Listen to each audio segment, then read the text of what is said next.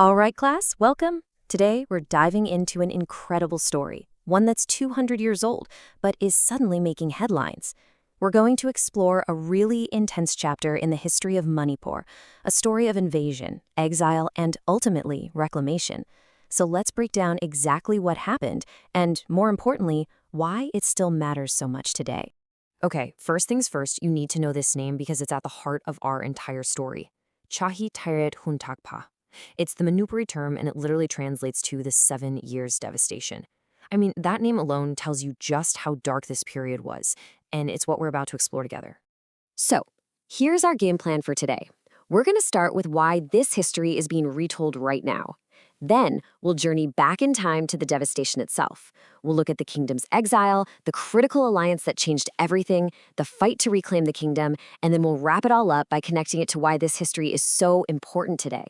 So, what's pulling this 200-year-old history into our modern world? Well, it's a powerful new voice, speaking through a medium that connects with all of us: film. The real spark for this whole conversation is a brand new documentary, also called Chahi Tairet Kuntakpa, and its premiere wasn't just held anywhere. It was at the historic Kongla Fort, which was the ancient capital of Manipur. That's a huge deal. It signals a major effort to connect a whole new generation with this absolutely vital story. And listen, getting the story right was no small task. It took the filmmaking team 3 full years to produce this 22-minute documentary. 3 years! That level of dedication just shows you how much care went into telling this story accurately and respectfully, because this period really shaped the nation's identity. Okay, so now that we have the modern context, let's step into our time machine and go back 2 centuries, right to the event itself. This is the story of the invasion that started it all. Now, to really understand the story, you gotta know these 3 key dates. 1819, that's the beginning, the year of the invasion. 1824 is the turning point when a whole new war kicks off. And 1826, that brings the resolution. Just keep these dates in the back of your mind as we go through this. So it all began in 1819. The Kingdom of Manipur, a sovereign nation, was invaded by forces from Burma, and they were led by a general named Mingimala Bandula. This single act of aggression was the trigger for 7 long, brutal years of hardship and displacement for the Manipuri people. But an invasion is never just about lines on a map or military strategy. It has a real, profound human cost. So let's take a look now at the people and the kingdom's leaders who were suddenly forced to run for their lives.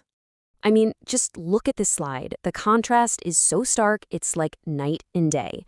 On one side, you have Manipur as a proud, sovereign kingdom ruled by its Maharaja, and on the other side, the devastating reality after 1819, an occupied territory where both the king and his people are forced to flee. The change was total, and it was immediate. And the consequences were, well, they were exactly what the name suggests. Devastation was everywhere. A huge portion of the population had to flee their homes, and this went all the way to the top.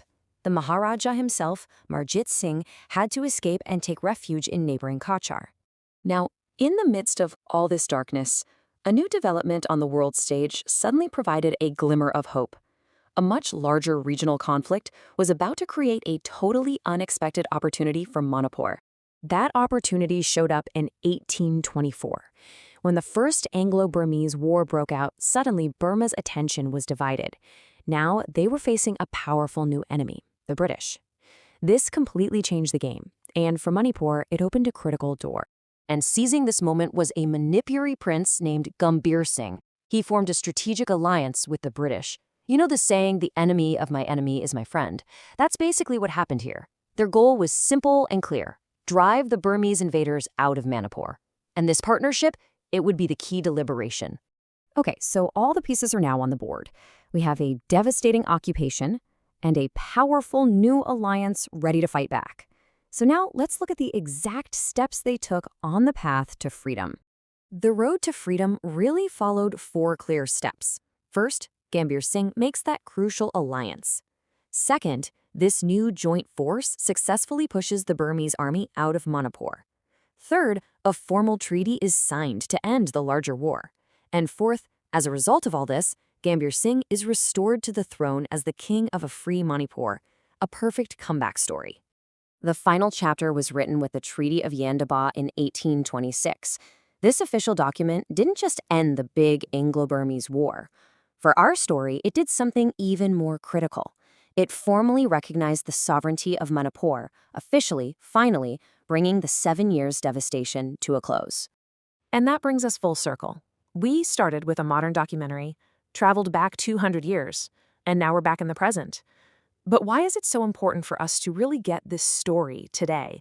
What is the lasting legacy of the Chehi Teret Guntakba? I think this quote from Manipur's chief minister, N. Biren Singh, just captures it perfectly. He said, "We must preserve and protect our culture by understanding the roots and legacy of our ancestors." And that philosophy right there is the driving force behind bringing this whole history back into the light. And this is really just the beginning. The documentary is set to air on the History Channel, which is going to bring this story to a massive audience. And get this, there are even plans for a full-length feature film. These efforts, led by state organizations, show a really deep commitment to making sure this incredible history is never, ever forgotten. Ultimately, this story is a powerful reminder of resilience and the fight for sovereignty. And it leaves us with a question to think about in our own lives. What stories from your past, your families, your communities, are essential to understanding who you are today?